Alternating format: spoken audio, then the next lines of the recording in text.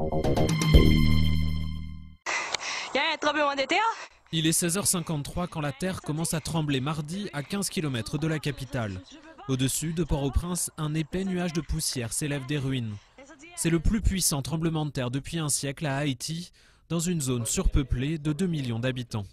C'est un séisme qui se passe à terre et qui traverse des zones urbaines. Donc la rupture va atteindre le sol sur lequel sont construits des bâtiments.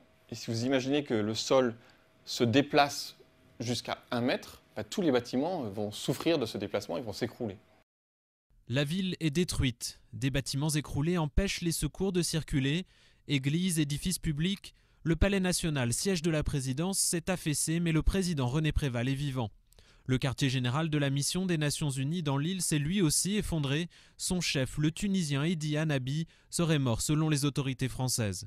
En plein chaos, les autorités n'ont encore établi aucun bilan. Mais l'ONU craint déjà des centaines de morts. L'aide internationale s'organise, des États-Unis, du Venezuela, de la France, des avions chargés de secouristes devraient arriver dans la journée de mercredi.